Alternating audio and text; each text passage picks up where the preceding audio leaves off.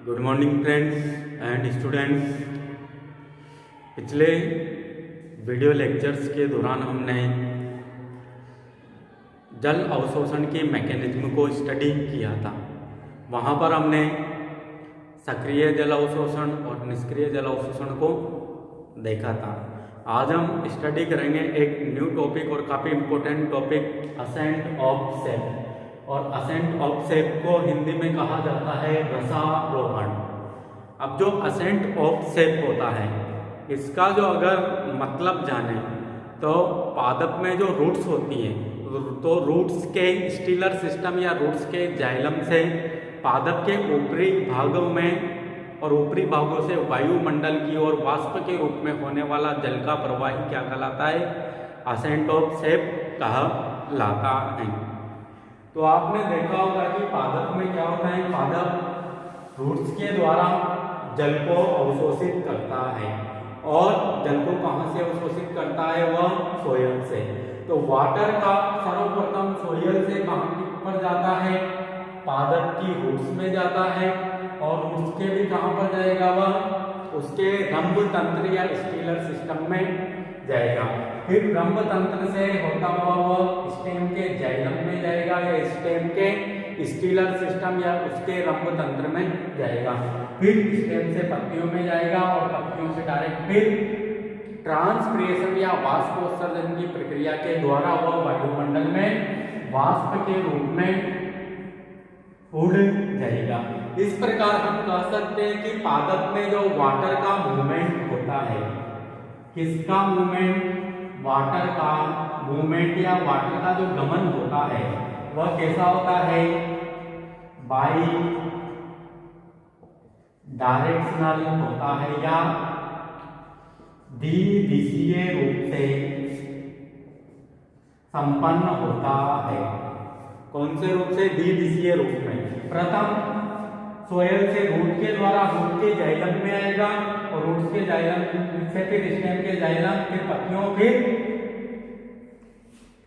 वायुमंडल में वाष्प के रूप में ट्रांसलेशन की प्रोसेस के द्वारा वह चला जाता है। इस प्रकार हम देख सकते हैं कि रूट से पहले तो रूट के मूल रोम के द्वारा कहां पर आता है? रूट के जाइलम में आता है। फिर स्टेम के जाइलम से होते हुए वह पत्तियों में होता हुआ वायुमंडल में वाष्प के रूप में उड़ जाता है। तो इस प्रकार वाटर का मूवमेंट प्लांट के अंदर बाई डायरेक्शनल रूप से हमें देखने को मिलता है।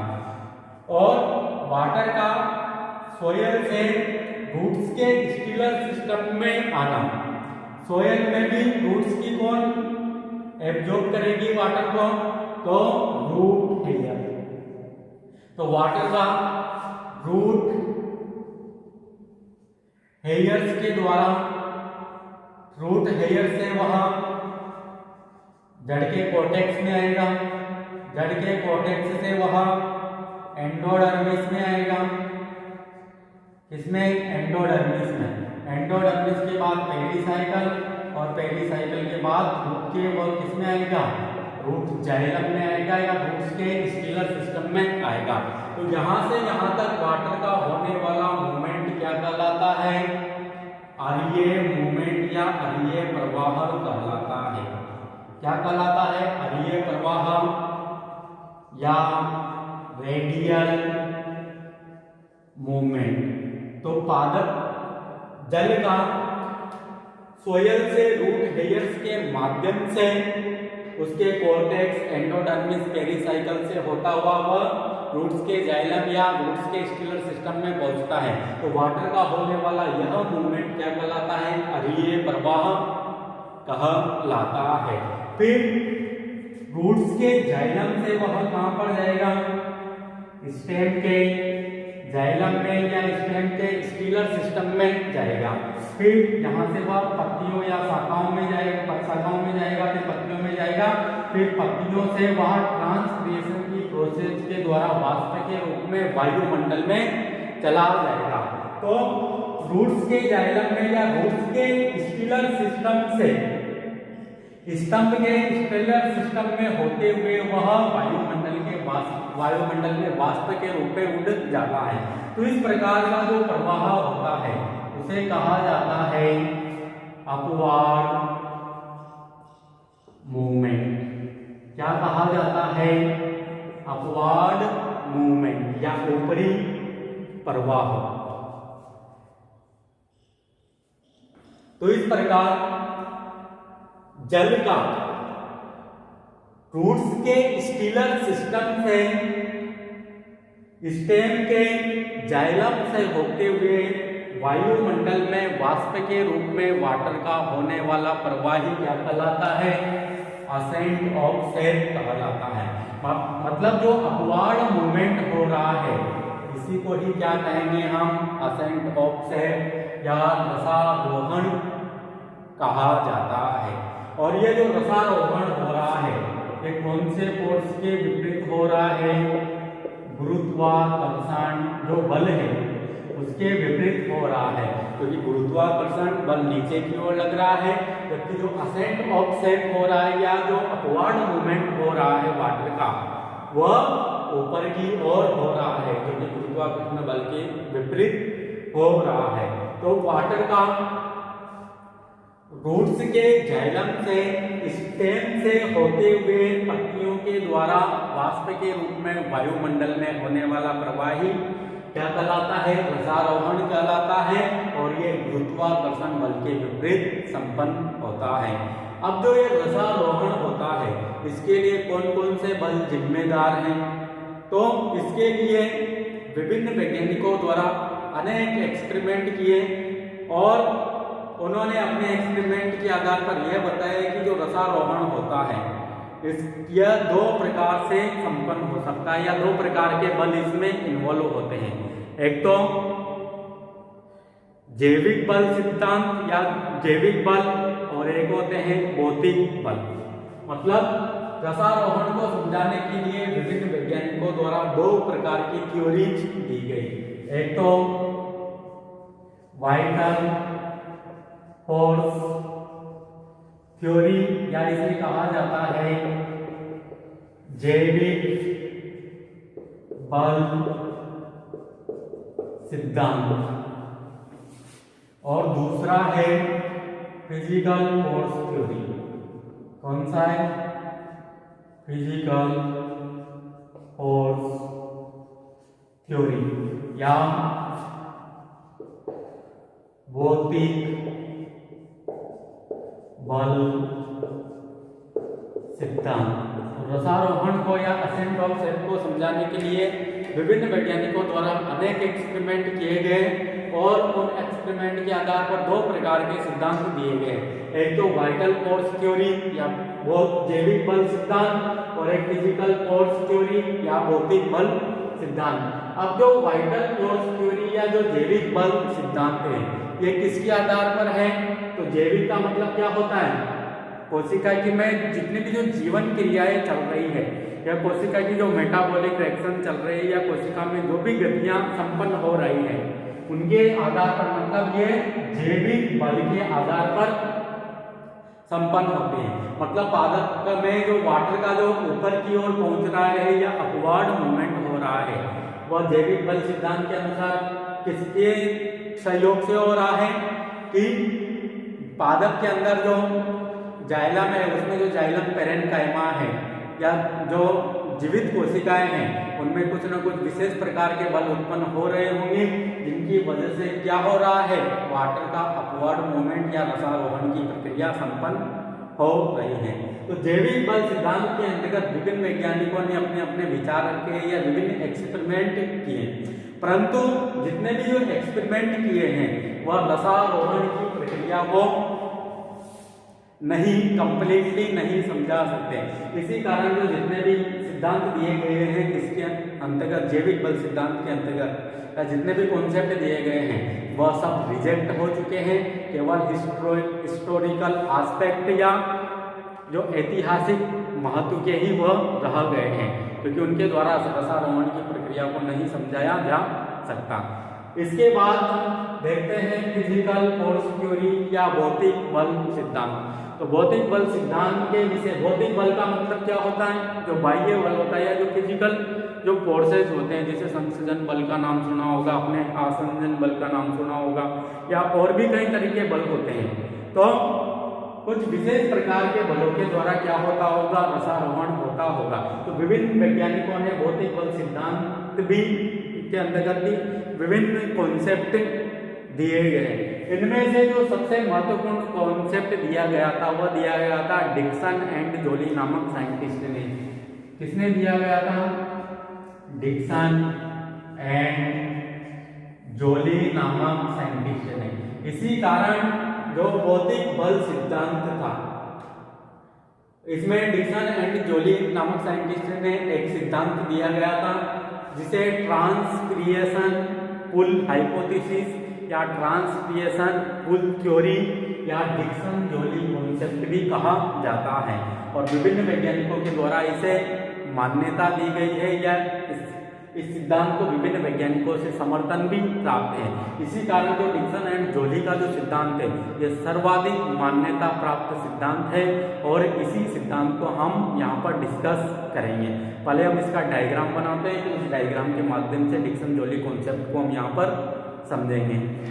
अब देखते हैं हम ट्रांसक्रिएशन पुल थ्योरी या डिक्सन जोली कॉन्सेप्ट या कोहेंसन फोर्स थ्योरी या कोहेंसन टेंशन थ्योरी, मतलब इसे डिफरेंट नामों से यहाँ पर जाना जाता है।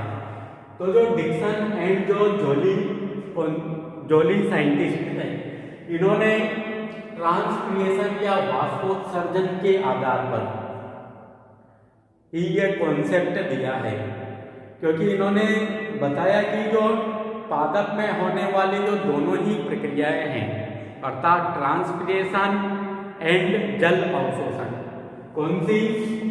एक तो ट्रांसक्रिएशन का मतलब वाष्पोत्सर्जन तथा जल अवशोषण, ये दोनों ही प्रक्रियाएं आपस में एक दूसरे से जुड़ी हुई है।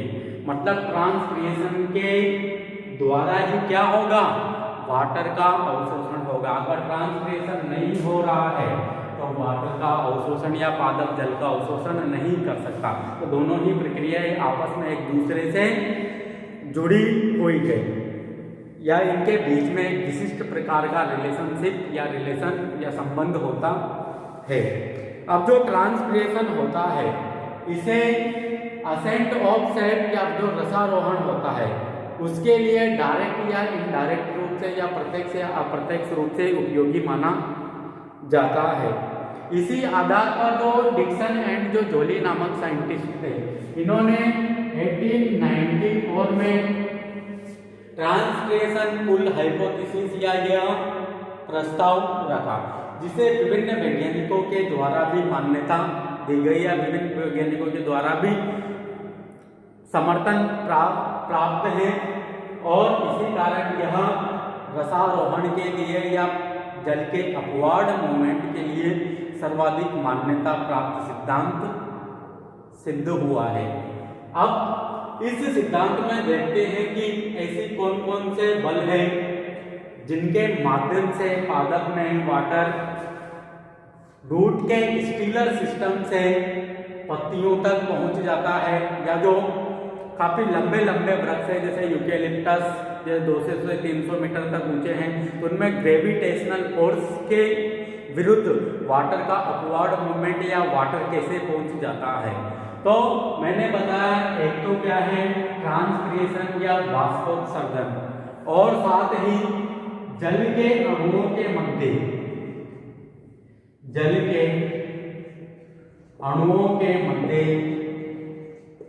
पाया जाने वाला जो सहसंयोजन बल होता है, कौन सा बल? संयोजन बल या कोहेंशन फोर्स।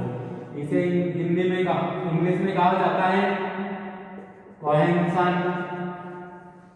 फोर्स या सहसंयोजन बल। तो एक तो ट्रांसक्रिएशन जिम्मेदार है पादप में जल के अपवर्ड मूवमेंट के लिए, और एक जल के अणुओं के मध्य पाया जाने वाला सहसंयोजन बल जिम्मेदार है। अब सहसंयोजन बल क्या होता है? तो आप सभी को पता है जो जल का अणु होता है उसमें क्या होता है, एक तो ऑक्सीजन होता है और 2 हाइड्रोजन होते हैं। फिर दूसरे जल के अणु में भी क्या होगा, एक ऑक्सीजन होगा, 2 हाइड्रोजन होंगे। और आपको पता है कि बायोलॉजिकल सिस्टम में या कोशिका में जो सर्वाधिक विद्युत ऋणी परमाणु है वो कौन सा है? ऑक्सीजन है। और हाइड्रोजन की विद्युत ऋणता कम होती है, इस कारण इसके ऊपर पार्शियली नेगेटिव चार्ज, इसके ऊपर पार्शियली पॉजिटिव चार्ज होता है। इसी कारण जो दूसरा वाटर मॉलिक्यूल्स है ये तो आपस में इनके मध्य तो ऑक्सीजन और हाइड्रोजन के मध्य तो कौन सा बंध है? सहसंयोजक बंध है या कोवेलेंट बॉन्ड है। परंतु जो दूसरा वाटर मॉलिक्यूल्स होगा वह इससे किसके द्वारा जुड़ा रहता है? हाइड्रोजन बंध के द्वारा जुड़ा रहता है। तो मतलब जो वाटर मॉलिक्यूल्स होते हैं वह आपस में हाइड्रोजन बॉन्ड के द्वारा जुड़े हुए रहते हैं। तो वाटर मॉलिक्यूल्स के मध्य पाया जाने वाला यह बंध ही यहाँ पर क्या कहलाता है? सहसंयोजन बल या कोहेंशन फोर्स कहलाता है। इसी कारण इसे कोहेंशन फोर्स थ्योरी या कोहेंशन टेंशन थ्योरी भी कहा जाता है, क्योंकि कोहेंशन फोर्स के कारण ही जो जल होता है वह पादप में ऊपर की ओर चढ़ जाता है, क्योंकि जो वाटर के जो मॉलिक्यूल्स होते हैं वह आपस में हाइड्रोजन बॉन्ड के द्वारा जुड़े हुए रहते हैं और एक सीक्वेंस से ये ऊपर की ओर बढ़ते रहते हैं। और साथ में यहाँ पर जो ट्रांसक्रिएशन है या वाष्पोत्सर्जन है वह भी इम्पोर्टेंट रोल प्ले कर रहा है, क्योंकि वाष्पोत्सर्जन के दौरान पत्तियों के जो स्टोमेटा होते हैं वहां से क्या होती है? जल की वाष्प के रूप में हानि होती है, जिसके कारण यहाँ की जो कोशिकाएं होती है उनमें जल की कमी हो जाती है। मतलब हम कह सकते हैं कि हाई डीबीडी वाली कंडीशन उत्पन्न हो जाती है, या हम ऐसा भी बोल सकते हैं कि यहाँ पर हाई वाटर पोटेंशियल या उच्च जल विभव यहाँ पर विकसित हो जाता है, जिसके कारण ये कोशिकाएं यहाँ पर पास की कोशिकाओं से वाटर लेने का कार्य करती हैं और इस कारण पास की कोशिकाओं में फिर क्या हो जाएगी? डीबीडी हाई हो जाएगी। फिर पास की कोशिकाओं जो पत्तियों की सिलिकाएं होती हैं उनसे वाटर लेगी। फिर धीरे धीरे जो ये वाटर की कमी है या इसको एक टेंशन बोला जाता है, मतलब जो ये तनाव है वाटर की कमी का, यह जाइलम में एक टेंशन क्रिएट हो जाता है। यह टेंशन पत्ती के मध्य सिरा के जाइलम में आ जाएगा। मध्य सिरा के जाइलम से फिर जो स्टेम का जो जाइलम है यहाँ पर उसमें आ जाएगा और स्टेम के जाइलम से होता हुआ रूट्स के जाइलम में यहाँ पर पहुंच जाता है। तो रूट्स मूल हेयर जो रूट हेयर थे उनके द्वारा वाटर को अवशोषित कर लिया जाएगा। तो यहाँ पर दो प्रकार के फैक्टर हैं। एक तो ट्रांसक्रिएशन वाष्पोत्सर्जन रेस्पॉन्सिबल है जल के अपवर्ड मूवमेंट के लिए। एक जल के अणुओं के बीच में पाया जाने वाला कोहेंशन फोर्स भी यहाँ पर रेस्पॉन्सिबल होता है और उसी फोर्स के कारण जल के अणु एक के पीछे एक ऊपर की ओर गमन करते रहते हैं। साथ ही यहाँ पर एक प्रकार का और बल कार्य करता है जिसका नाम है आसंजन बल। कौन सा बल? आसंजन बल। और आसंजन बल कौन सा बल होता है? यहाँ पर से वाटर के जो मॉलिक्यूल्स है ये गमन कर रहे हैं। ये किसमें गमन कर रहे हैं? जाइलम की वेसल्स में या जाइलम की वाहिका या वाहिनिकाओं में। तो जाइलम की जो वाहिका या वाहिनिकाएं होगी उन पर क्या होगी? यहाँ पर एक सतह होगी।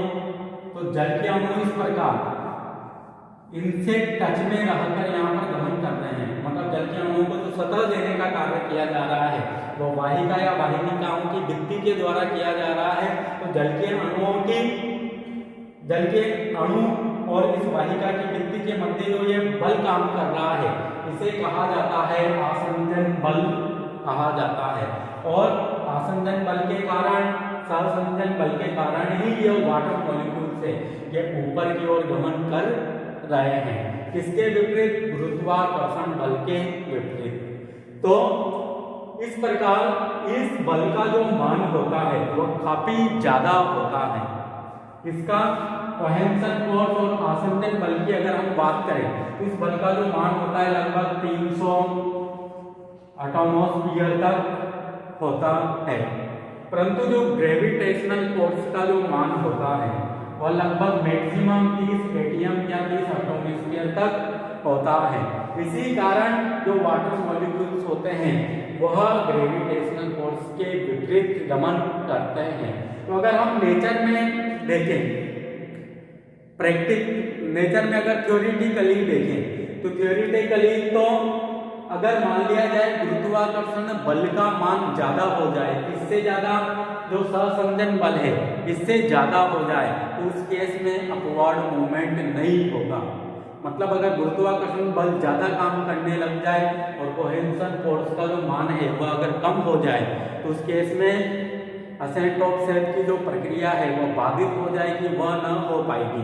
परंतु प्रैक्टिकली अगर प्रैक्टिकल के पॉइंट ऑफ व्यू से देखें तो प्रकृति में इस प्रकार की स्थिति असंभव है, क्योंकि हमने देखा कि जो आसंजन और जो संसंजन बल का जो मान है वह लगभग 300 एटमॉस्फेरिक होता है, और जबकि गुरुत्वाकर्षण बल का जो मान है वह 30 एटमॉस्फेयर से ज्यादा नहीं हो सकता। इसी कारण प्रैक्टिकली प्रकृति में ये स्थिति असंभव है। इसी कारण इस कॉन्सेप्ट को सर्वाधिक मान्यता मिली है। इसमें 3 प्रकार के फैक्टर हमें देखने हैं, तो ट्रांसक्रिएशन, एक जल के अणुओं के मध्य पाया जाने वाला संसंजन बल, और एक जल के अणुओं तथा उनकी वाहिकाओं की जो सतह है या वाहिका की जो सतह है उनके बीच में जो बल काम कर रहा है उसे आसंजन बल। तो इन तीनों ही प्रकार के बल के द्वारा वाटर का अपवर्ड मूवमेंट हो रहा है। अब देखते हैं हम जो ट्रांसक्रिएशन होता है, ट्रांसक्रिएशन या वाष्पोत्सर्जन के फलस्वरूप पानी की कोशिकाओं में क्या हो जाती है, जल की कमी हो जाती है। मतलब तो हम कह सकते हैं कि हाई डीपीटी वाली कंडीशन उत्पन्न हो जाती है।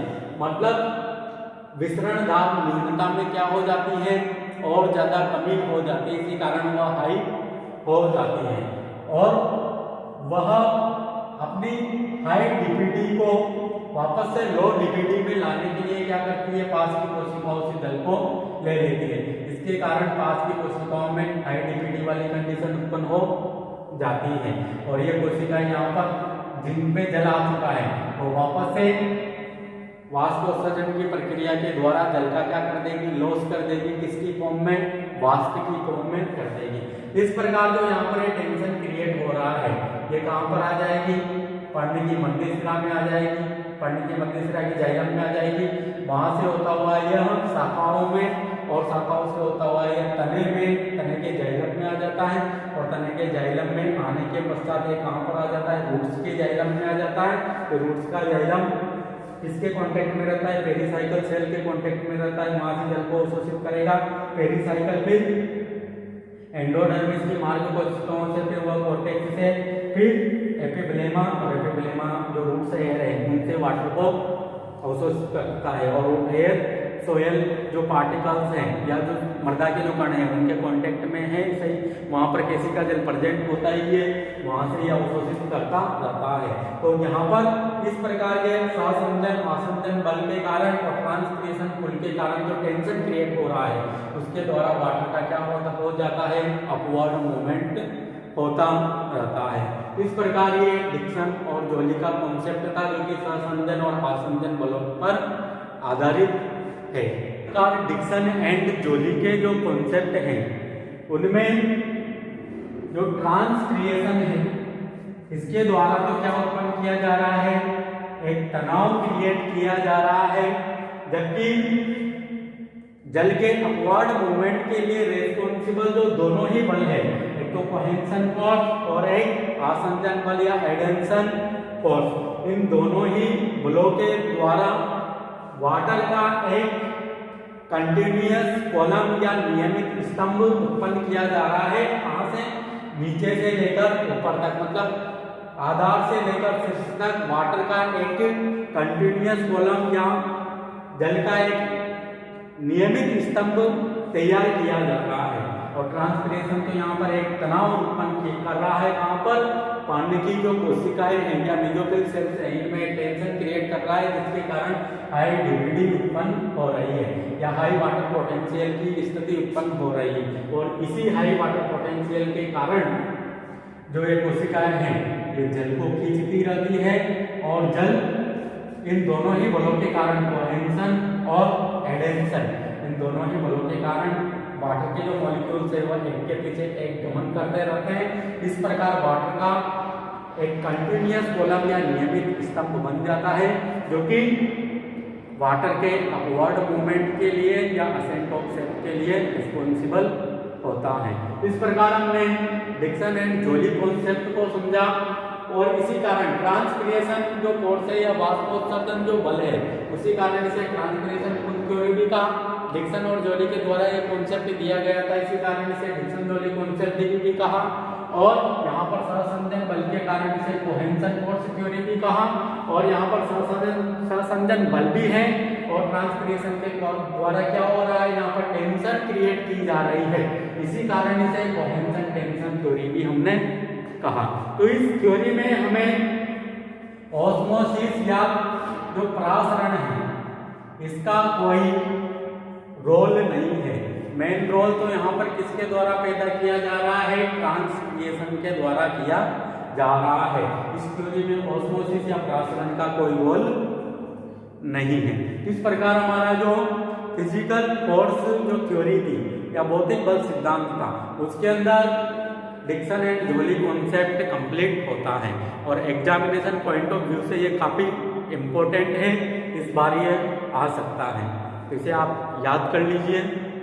तो आज के लिए हम यहीं तक ही पढ़ेंगे, यहीं पर ही इस क्लास को हम विराम देते हैं और अगला जो हमारा टॉपिक होगा वो होगा ट्रांसक्रिएशन या वाष्पोत्सर्जन, जिसको हम नेक्स्ट क्लास में लेंगे। Thank you.